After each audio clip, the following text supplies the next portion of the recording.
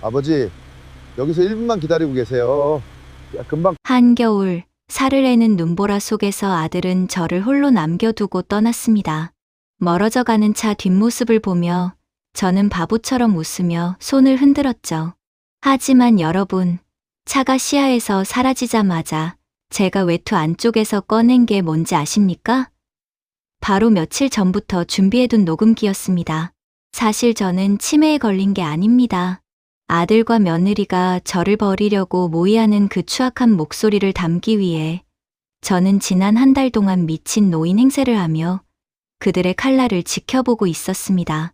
평생 선박 엔진을 고쳐온 저 강성호가 제 인생을 고철 덩어리 취급하며 내던지려던 자식 부부를 어떻게 단 한 번의 정비로 몰락시켰는지 그 처절하고도 시린 기록을 지금 시작합니다.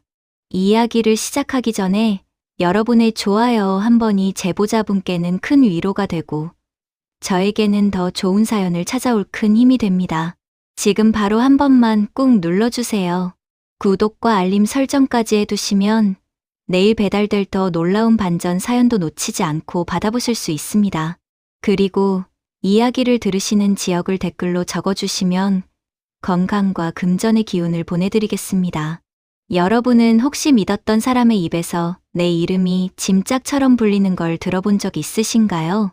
그것도 30 넘게 키운 내 자식의 입에서 말이죠. 세상에서 가장 잔인한 형벌은 육체의 고통이 아니라 내 심장을 나눠준 존재가 나를 부정하는 소리를 듣는 일일 겁니다. 오늘 제가 들려드릴 이야기는 어느 추운 겨울날 자신의 장례식을 스스로 준비해야 했던 한 아버지의 고독하고도 치열한 기록입니다. 제 이름은 강성우입니다. 올해 72이죠. 젊은 시절에는 거친 바닷바람 맞으며 선박 엔진을 고치는 일을 했습니다. 기름때 절은 작업복이 제 훈장이었고 망치 소리가 제 인생의 박자였습니다. 엔진은 정직합니다. 닦고 조이고 정성을 들인 만큼 소리가 맑아지죠. 하지만 사람 마음은 그렇지가 않더군요. 아무리 기름을 치고 닦아내도 속을 알 수 없는 게 바로 사람 속내였습니다. 제 아들 진우를 키울 때도 저는 그저 엔진 고치듯 정성만 다하면 되는 줄 알았습니다. 아내가 세상을 떠나고 혼자 남은 지도 벌써 10년이 넘었습니다. 아들 녀석은 제법 번듯한 사업을 한다고 큰 소리를 쳤지만 실상은 골물대로 곪어 있었죠. 저는 그저 녀석에게 짐이 되기 싫어 제 명의로 된 작은 아파트 하나 지키며 조용히 살고 있었습니다. 그런데 언제부턴가 집안의 공기가 달라졌습니다. 며느리 미연이가 해오는 밥상의 온기가 사라지고 거실에서 나누는 부부의 속삭임이 제 방문턱을 넘지 못하더군요. 그날은 유독 뼈마디가 쑤시는 추운 밤이었습니다. 목이 말라 주방으로 나가려는데 거실 불이 켜져 있더군요. 평소라면 그냥 나갔겠지만 낮게 깔린 며느리의 목소리에 저도 모르게 발을 멈췄습니다. 당신, 이번 달 이자 못 내면 진짜 끝이야. 아버님 아파트 담보로 대출받는 거 더 늦추면 안 돼. 며느리의 목소리는 얼음장처럼 차가웠습니다. 제 아들 진우는 힘없는 목소리로 대답하더군요. 그래도 아버지가 아직 정신이 말짱하신데 어떻게 설득해. 절대 허락 안 하실 거야. 그때 며느리가 내뱉은 말은 제 심장에 비수를 꽂았습니다. 그러니까 치매라고 우겨야지. 요즘 자꾸 깜빡깜빡 하시잖아. 요양원 입소 서류에 도장만 찍으면 그 다음은 내가 알아서 할게. 당신은 그냥 모르는 척하고 있어. 방문 뒤에 서 있던 제 손이 부들부들 떨렸습니다. 제가 평생을 바쳐 마련한 이 집이, 그리고 제가 목숨보다 아끼던 아들이 저를 산 채로 묻으려 하고 있었습니다. 배신감에 눈앞이 아찔해졌지만 저는 입술을 꽉 깨물었습니다. 엔진이 고장났을 때 가장 먼저 해야 할 일은 당황하는 게 아니라 소음을 죽이고 정확한 고장 원인을 찾는 겁니다. 저는 그날 밤 결심했습니다. 내 자식이 나를 버리기로 했다면 나는 나를 지키기 위해 기꺼이 가면을 쓰겠다고 말이죠. 다음 날 아침부터 저는 다른 사람이 되기로 했습니다. 아침 식사 자리에서 젓가락질을 서툴게 하고 며느리 얼굴을 보며 죽은 아내의 이름을 불렀습니다. 여보, 오늘 국이 왜 이렇게 짜? 간 좀 다시 봐줘. 며느리 미연의 눈이 번뜩였습니다. 당황한 척하면서도 입가에 스치는 미묘한 안도감을 저는 놓치지 않았습니다. 아들 진우는 고개를 숙인 채 밥알만 세고 있더군요. 제 눈을 피하는 그 녀석의 비겁한 눈동자를 보며 속으로 피눈물을 흘렸습니다. 아버님, 저 미연이에요. 어머님은 예전에 돌아가셨잖아요. 정말 왜 이러세요? 며느리는 걱정하는 척 연기하며 제 손을 잡았습니다. 하지만 그 손길은 따뜻한 위로가 아니라 먹잇감을 확인하는 포식자의 손길이었습니다. 저는 멍한 표정으로 허공을 바라보며 대답했습니다. 어머님이 누구라고? 우리 마누라 어디 갔어? 시장 갔나? 연극은 성공적이었습니다. 그날 이후로 부부는 제 앞에서 대담해졌습니다. 제가 옆에 있어도 없는 사람 취급하며 요양원 상담 전화나 아파트 매매 시세를 대놓고 논의했죠. 저는 그들의 모든 악행을 눈에 담았습니다. 그리고 은밀하게 준비를 시작했습니다. 평소 친하게 지내던 고향 친구 만식이를 찾아가 시장통 고물상에서 작고 낡은 녹음기 하나를 구해달라고 부탁했습니다. 성호야, 갑자기 이런 건 왜? 너 어디 아픈 거냐? 걱정스레 묻는 친구의 눈을 보며 저는 씁쓸하게 웃었습니다. 아니, 그냥 요즘 자꾸 잊어버리는 게 많아서 기록 좀 해두려고. 늙으면 다 그렇지 뭐. 그 녹음기를 외투 안쪽 깊숙한 주머니에 넣었을 때 금속의 차가운 감촉이 제 가슴에 닿았습니다. 그건 제 생명줄이자 내 자식에게 건네는 마지막 경고장이기도 했습니다. 며칠 뒤 며느리가 제 방으로 들어왔습니다.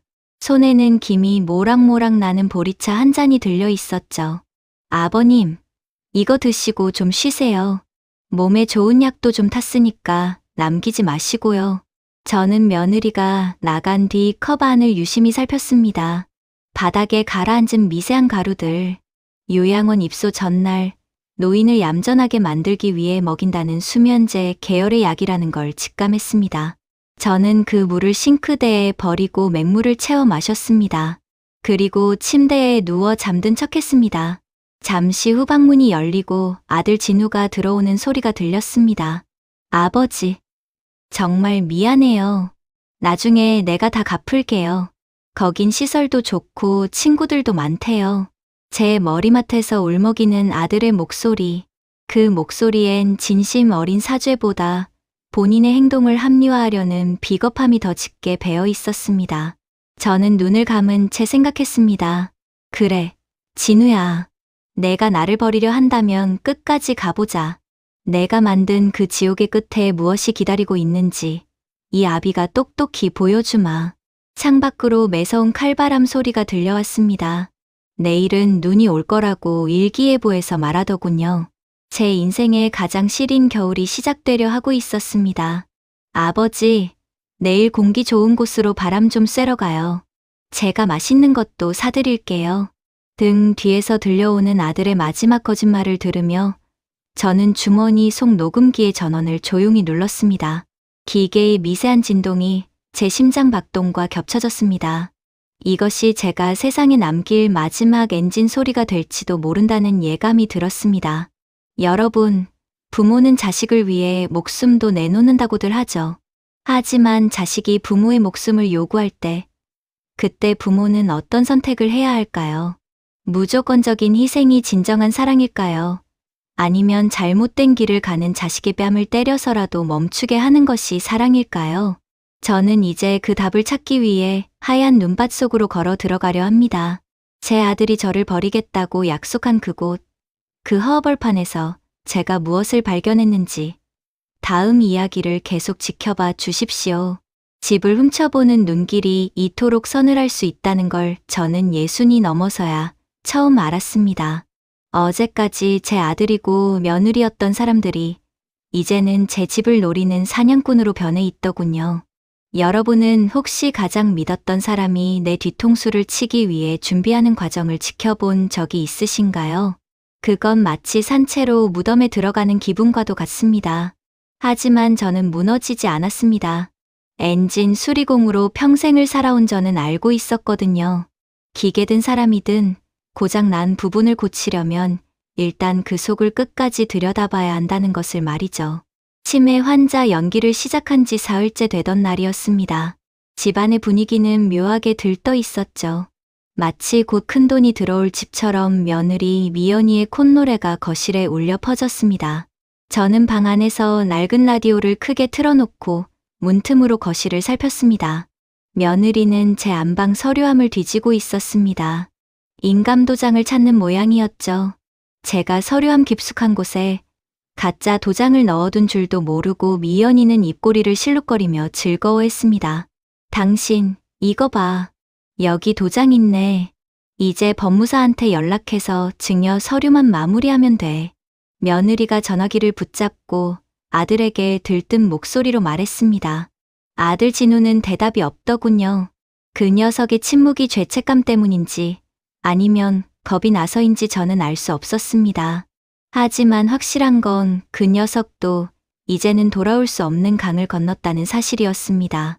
저는 주머니 속에 숨겨둔 소형 녹음기의 버튼을 눌렀습니다. 기계가 돌아가는 미세한 진동이 제 손바닥을 타고 심장까지 전해졌습니다. 저는 거실로 비틀거리며 나갔습니다. 일부러 초점 없는 눈동자를 하고 며느리 앞에 섰죠. 미연아, 우리 진우 학교 갈 시간 아니냐? 도시락은 싸놨어? 30 넘은 아들을 초등학생 취급하는 제 말에 며느리는 소스라치게 놀라며 도장을 숨겼습니다. 그러더니 이내 비릿한 미소를 지으며 제 팔을 붙잡더군요. 아버님, 진우는 벌써 학교 갔죠. 이제 좀 있으면 더 좋은 곳으로 소풍 갈 거예요. 거기 가면 맛있는 것도 많고 친구들도 많대요. 소풍이라니요. 저를 요양원에 버리러 가는 길을 그 여자는 소풍이라고 불렀습니다. 사람의 탈을 쓰고 어쩌면 저렇게 무서운 말을 아무렇지도 않게 내뱉을 수 있는지 소름이 돋았습니다. 저는 그저 바보처럼 허어 웃으며 고개를 끄덕였습니다. 그래? 소풍 가나? 우리 마누라도 같이 가나? 죽은 아내를 찾는 제 모습에 며느리는 안심한 듯 보였습니다. 이제 저 늙은이는 완전히 맛이 갔구나. 그렇게 확신하는 눈빛이었죠. 저는 그 길로 집을 나와 단골 복덕방으로 향했습니다. 거기엔 제 오랜 친구 만식이가 있었습니다. 성우야, 너 얼굴이 왜 이리 반쪽이 됐어? 진우 녀석이 속썩이냐? 만식이의 걱정 어린 말에 저는 참아왔던 숨을 몰아쉬었습니다. 저는 만식이에게 제 진짜 인감도장과 통장, 그리고 아파트 권리 서류가 담긴 봉투를 건넸습니다. 만식아, 이거 내가 좀 맡아줘라. 내가 만약에 며칠 동안 연락이 없으면 그때 경찰서에 가져가서 이 녹음기랑 같이 전해줘. 알겠지? 만식이는 영문을 몰라 당황했지만 제 눈빛이 너무나 간절했는지 이내 고개를 끄덕였습니다. 친구의 손을 잡는데 눈물이 왈칵 쏟아질 뻔했습니다. 평생을 자식 뒷바라지하며 살아온 끝에 내 재산을 지키기 위해 친구에게 구걸해야 하는 이 처지가 너무나 서글펐습니다. 하지만 저는 마음을 다잡았습니다. 이건 단순히 돈을 지키는 싸움이 아니라 부모를 짐짝 취급하는 자식에게 건네는 마지막 매질이었으니까요. 집으로 돌아오는 길에 저는 시장통 약국에 들렀습니다. 약사에게 조용히 물었죠. 수면제를 먹었을 때 정신을 차릴 수 있는 방법이 있느냐고요. 약사는 의아해하면서도 진한 카페인 음료와 몇 가지 비타민을 건네주었습니다. 저는 그것들을 외투 속주머니에 꼭꼭 숨겼습니다. 며느리가 제 차에 타려는 약물이 무엇이든 저는 정신을 바짝 차려야 했습니다. 그들이 저를 어디로 데려가는지, 누구를 만나는지 똑똑히 확인해야 했거든요. 그날 저녁, 집안에는 이상할 정도로 맛있는 냄새가 진동했습니다. 며느리가 갈비찜을 했더군요. 마지막 만찬이라도 베푸는 심정이었을까요? 아들 진우는 퇴근해서 돌아오자마자 제 눈을 피했습니다. 식탁에 앉은 아들의 손이 미세하게 떨리는 것을 보았습니다. 아버지, 많이 드세요. 내일은 멀리 여행 갈 거니까 든든하게 드셔야 해요. 아들의 목소리는 갈라져 있었습니다. 저는 일부러 갈비 조각을 바닥에 떨어뜨리고 손으로 주워 먹는 신용을 했습니다. 며느리는 인상을 찌푸리며 휴지로 바닥을 닦아냈고 아들은 결국 숟가락을 놓아버렸습니다. 진우야, 여행 가면 우리 마누라 볼 수 있는 거냐? 거기 가면 나 이제 안 아픈 거지? 제 물음에 아들은 대답 대신 소주만 연거푸 들이켰습니다. 그 비겁한 뒷모습을 보며 저는 생각했습니다.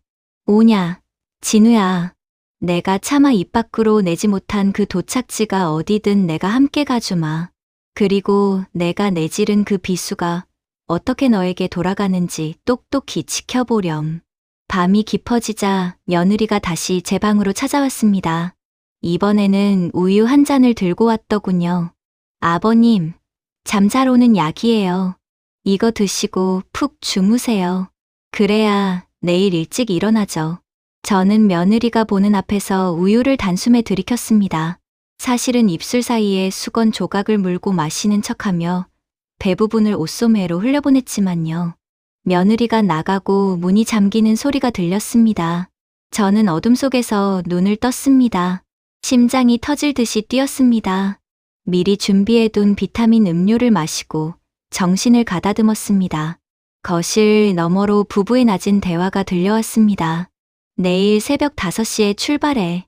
아무도 안 보는 시간에 저 먼 시골 폐역 쪽에 내려두고 오면 돼. 지갑이랑 핸드폰은 다 수거했지? 며느리의 지시였습니다. 아들은 그저 알았다고 짧게 대답하더군요. 지갑과 핸드폰을 뺏는다는 건 저를 아예 세상에서 지워버리겠다는 뜻이었습니다. 눈물이 뺨을 타고 흘러 베개를 적셨습니다. 하지만 저는 소리내어 울지 않았습니다. 엔진 수리공의 손에는 눈물보다 기름때가 더 익숙하니까요. 저는 주머니 속 녹음기의 배터리를 다시 한번 확인했습니다. 내일 아침 태양이 뜨면 저는 더 이상 아버지가 아닐 겁니다. 저는 제 인생을 망가뜨린 불량 부품을 도려내는 냉정한 기술자가 되어 그 차에 오를 겁니다. 세상에서 가장 차가운 곳은 북극도 아니고 남극도 아닙니다. 바로 믿었던 자식의 손에 이끌려 내던져진 길바닥이죠. 여러분은 살면서 내 존재 자체가 타인에게 거추장스러운 짐짝이 되었다는 걸 느껴본 적이 있으신가요? 살갗을 파고드는 한겨울의 칼바람보다 더 시린 것은 나를 버리고 떠나는 아들의 차 뒷모습을 지켜봐야 하는 아비의 눈동자일 겁니다. 평생을 바쳐 지어온 인생의 집이 단 한순간에 무너져 내리는 그 참혹한 현장을 저는 오늘 여러분께 가감없이 보여드리려 합니다. 새벽 5시였습니다. 세상이 온통 짙은 어둠에 잠겨 있을 때 제 방 문이 조심스럽게 열렸습니다. 아들 진우였습니다. 녀석은 제가 깊은 잠에 빠진 줄 알고 제 옷가지를 챙겨 낡은 가방에 담더군요. 수면제를 마신 척 숨소리를 고르게 냈지만 제 심장은 터질 듯이 요동치고 있었습니다. 아들의 손이 제 외투 주머니를 뒤졌습니다. 지갑과 휴대전화를 꺼내 가더군요. 제가 세상과 연결될 수 있는 마지막 끈을 잘라버리는 그 손길이 차갑고도 단호했습니다. 아버지, 이제 일어나세요. 날이 밝았어요. 좋은 곳으로 가야죠. 아들의 목소리는 떨리고 있었습니다. 저는 눈을 떴지만 초점 없는 눈으로 천장을 바라봤습니다. 며느리 미연이는 이미 거실에서 외출 준비를 마친 상태였죠. 며느리의 화장은 평소보다 짙었습니다. 마치 축제라도 가려는 사람처럼 말이죠. 저는 진우의 부축을 받으며 차 뒷좌석에 올라탔습니다. 차가운 가죽 시트의 감촉이 제 엉덩이에 닿았을 때 이것이 제 집에서의 마지막 기억이 될 거라는 예감이 들었습니다. 차는 서울을 벗어나 점점 더 깊은 산길로 들어섰습니다. 창밖으로는 검은 나무들이 유령처럼 스쳐 지나갔습니다. 앞좌석에서는 부부의 은밀한 속삭임이 이어졌습니다. 제가 자는 줄 알고 나누는 그들의 대화는 이미 인간의 도리를 한참 벗어나 있었습니다. 당신, 마음 약해지면 안 돼. 저기 폐역 근처면 사람도 안 다녀서 한참 동안 못 찾을 거야. 그 사이에 서류 다 정리하고 이사 가버리면 끝이야. 며느리의 말에 진우는 대답 대신 가속 페달만 밟았습니다. 저는 외투 안쪽 깊숙이 숨겨둔 녹음기의 작동 버튼을 조용히 눌렀습니다. 며칠 전부터 미리 준비해둔 예비 배터리가 든든하게 버텨주길 기도하며 저는 그들의 비정한 목소리를 하나하나 기록해 나갔습니다. 2시간이 넘게 달렸을까요? 차가 멈춘 곳은 어느 지방 소도시의 폐역 인근이었습니다. 양옆으로 앙상한 나뭇가지들만 가득한 허벌판이었죠. 눈발이 하나둘 날리기 시작했습니다. 진우가 차 문을 열고 저를 내리게 했습니다. 제 손에는 아까 챙긴 낡은 가방 하나가 들려 있었습니다. 아버지, 잠깐만 여기서 기다리세요. 제가 저 앞마을 가서 따뜻한 커피 좀 사올게요. 금방 올게요. 아들은 제 눈을 똑바로 보지 못했습니다. 거짓말을 할 때면 늘 콧날을 만지던 어린 시절의 습관이 40이 넘은 지금도 그대로더군요. 저는 바보 같은 미소를 지으며 고개를 끄덕였습니다. 그래, 진우야. 금방 와야 한다. 아버지가 여기서 기다리고 있을게. 아들은 도망치듯 차에 올라탔습니다. 며느리는 창밖으로 눈길조차 주지 않았습니다. 차가 엔진 소리를 내며 멀어지기 시작했습니다. 하얀 눈길 위에 타이어 자국이 길게 새겨졌습니다. 저는 그 차의 뒷모습이 점이 되어 사라질 때까지 그 자리에 서 있었습니다. 붉은 미등이 완전히 보이지 않게 된 순간 저는 천천히 허리를 폈습니다. 멍청했던 눈동자에는 서늘한 생기가 돌아왔고 입가에 머물던 바보 같은 웃음은 냉소로 변했습니다. 살을 내는 추위가 뼛속까지 파고들었습니다. 저는 주머니에서 녹음기를 꺼냈습니다. 기록된 시간을 확인했습니다. 충분했습니다. 그들의 공모, 저를 버리겠다는 다짐, 그리고 마지막 거짓말까지 모두 담겨 있었죠. 저는 가방을 열었습니다. 그 안에는 아들이 챙겨준 옷가지 말고도 제가 미리 숨겨둔 물건들이 있었습니다. 비상용 현금과 오랜 친구 만식이가 챙겨준 보조 배터리, 그리고 고성능 손난로였습니다. 저는 눈 덮인 길을 따라 걷기 시작했습니다. 폐역 쪽으로 가봐야 소용없다는 걸 알았습니다. 반대 방향으로 1km만 걸어가면 화물 트럭들이 다니는 국도가 나온다는 걸 엔진 수리공 시절의 기억으로 알고 있었거든요. 발목까지 차오르는 눈을 헤치며 걷는 한 걸음 한 걸음이 저에게는 아들과의 인연을 끊어내는 과정이었습니다. 진우야, 너는 내 아버지가 평생 엔진만 고친 줄 알았지? 아니란다. 나는 부서진 길에서도 살아남는 법을 배우며 여기까지 온 사람이다. 바람이 거세졌습니다. 눈보라가 앞을 가렸지만 저는 멈추지 않았습니다. 한참을 걷다 보니 저 멀리 대형 트럭의 헤드라이트 불빛이 보였습니다. 저는 온 힘을 다해 손을 흔들었습니다. 트럭 한 대가 거친 엔진 브레이크 소리를 내며 제 앞에 멈춰섰습니다. 어르신, 이런 곳에서 뭐 하시는 거예요? 큰일 날 뻔하셨네. 트럭 운전사는 제 몰골을 보고 소스라치게 놀라며 저를 조수석으로 끌어올렸습니다. 차 안의 히터 바람이 얼굴에 닿자 비로소 감각이 돌아왔습니다. 저는 다시 멍한 표정을 지었습니다. 연극은 아직 끝나지 않았으니까요. 우리 아들이 커피 사러 갔는데 길이 엇갈렸나 봐요. 파출소 좀 데려다 주실 수 있을까요? 운전사는 혀를 차며 저를 근처 파출소로 데려다 주었습니다. 파출소의 밝은 형광등 아래에서 저는 경찰관들에게 제 신원을 밝히지 않았습니다. 그저 기억이 가물가물한 노인 행세를 하며 시간을 벌었습니다. 그러면서도 주머니 속 녹음기는 여전히 작동시키고 있었죠. 제 아들이 제가 없어졌다는 걸 언제쯤 알아차릴지, 아니, 언제쯤 경찰서에서 연락이 올지 기다리는 과정이었습니다. 몇 시간이 지났을까요? 경찰이 제 지문에 남아있는 기록으로 아들 진우의 연락처를 찾아냈습니다. 파출소 구석에 앉아 저는 아들이 전화를 받는 소리를 스피커폰 너머로 들었습니다. 네?